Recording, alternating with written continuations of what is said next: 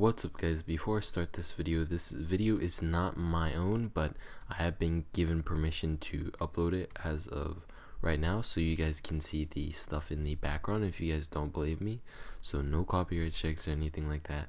He doesn't use any copyright music. I don't think he uses any music whatsoever at all. So I hope you guys do enjoy this video. Be sure to check out his channel. This is one of the spotlight videos, so I'll see you guys later. Enjoy the video. This is LinedFury signing off.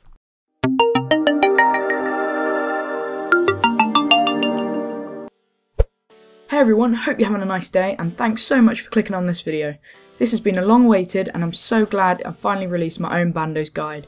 I'm sure you saw the intro just before this, and I hope you really like it, because that's my intro from now on. Please feedback on it, it really helps a lot. Now this video is very special because a friend of mine, LinedFury, has offered to advertise this and put it on his spotlight video, so a shout out to him. A lot of time and effort went into this, so I really hope you enjoy it.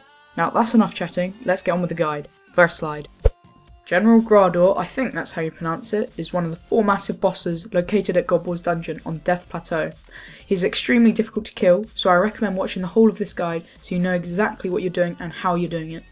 There is a high risk of dying, so do not risk anything you don't mind losing, but to counter all those big risks comes high rewards. I'll talk about them later. The General, looks like the picture on the right, is level 210, but don't be confused by that, he's a lot more powerful than a normal level 210. And he gives 4,430 XP per kill.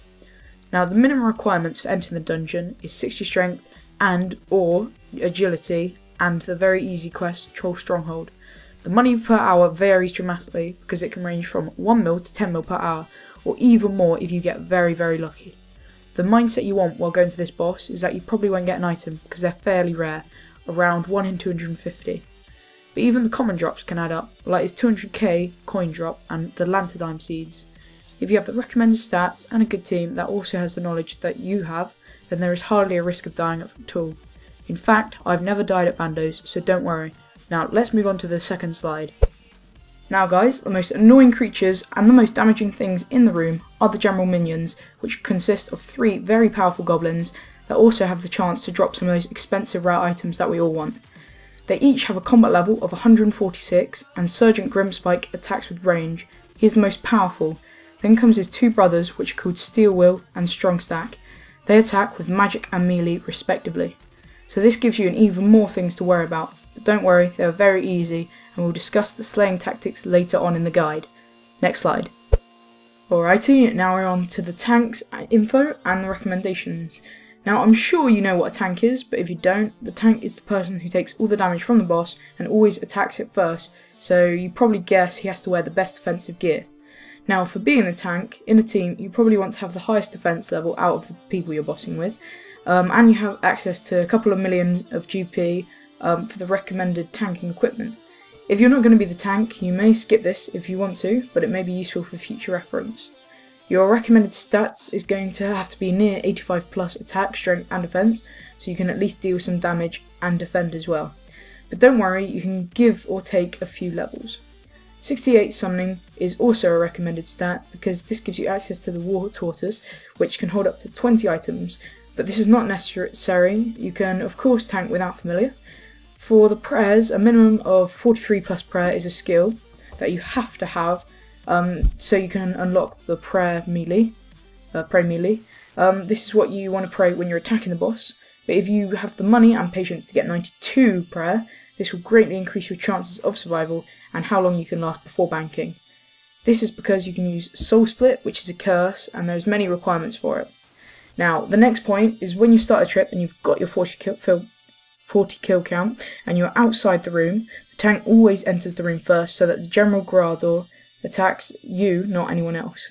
And after the kill, you should probably stand in the middle of the room so the boss spawns nearer you. And finally, below is the default ability bar, but you definitely need to add some better abilities to it, like regenerate, etc. Now we're moving on to the armor setup slide. Okay guys, as you can see in this slide, I'm showing you what gear and inventory setup you should try to use.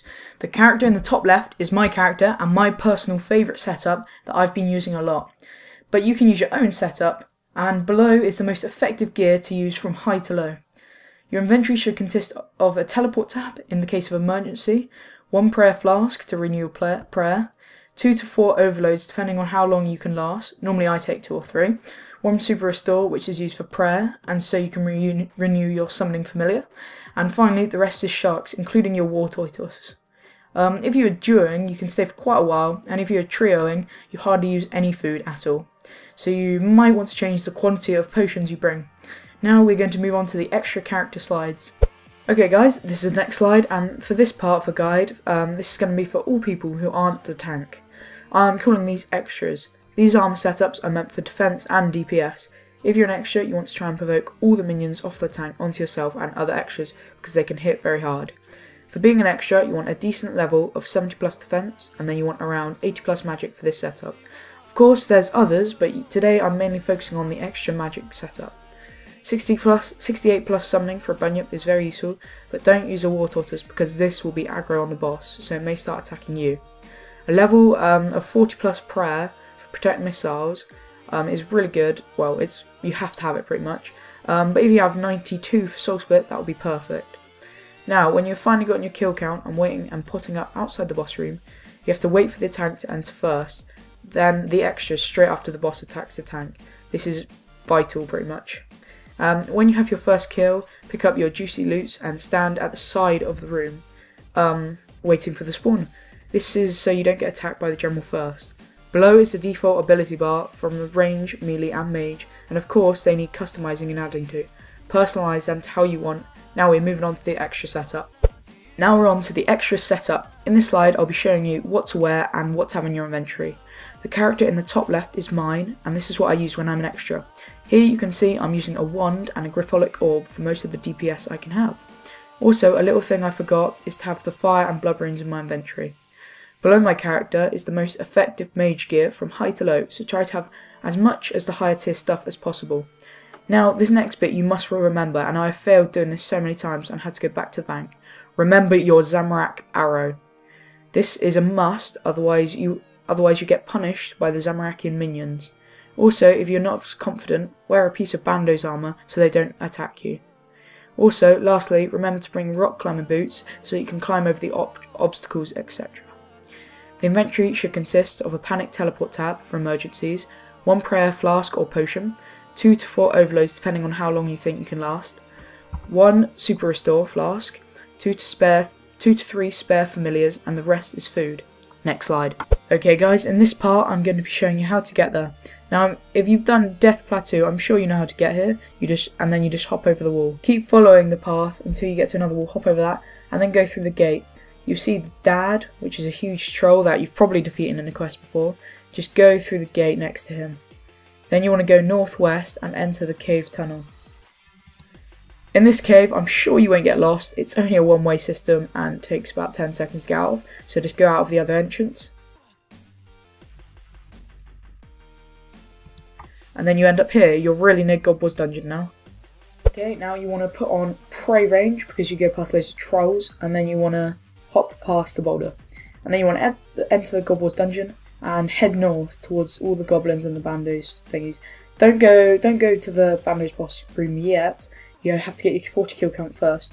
I'll just kill the ogres and the goblins for this. It will only take about 10 minutes, so don't worry. Okay, now that you've got your 40 kill count, you want to head through the big door to the west.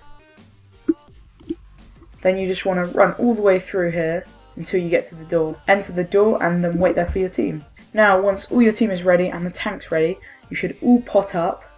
And then the tank goes in first, as you can see, because the tank is me.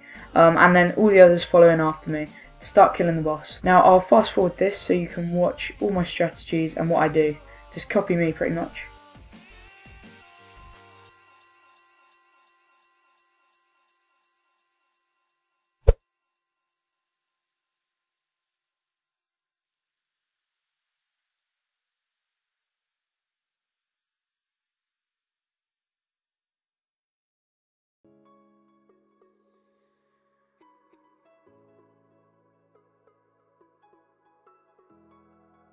And wow, we didn't expect that. As you can see in that clip, I got a Bandos Tacit. It's about 1 in 250 drop rate, and we got it fairly close at the start of the trip, so yeah, we were pretty happy. And here on screen is some of the juicy lootations you can get, including Bandos tassets, Bandos chestplate, Bandos gloves, Bandos helmet, an starved ancient effigy, and the Bandos hilt.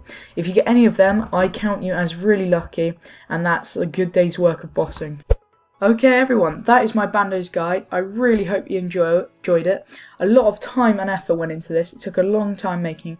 It's one of my longest guides ever. And I really hope you liked it, really hope it helped you, and I hope it opened your eyes to the fun of bossing and what items you can get. Now, I'm going to be doing loads of these over the summer, so tune in for more, and I'll see you in the next video. Thanks so much for watching. Please click that like, subscribe, and comment button. Thanks very much.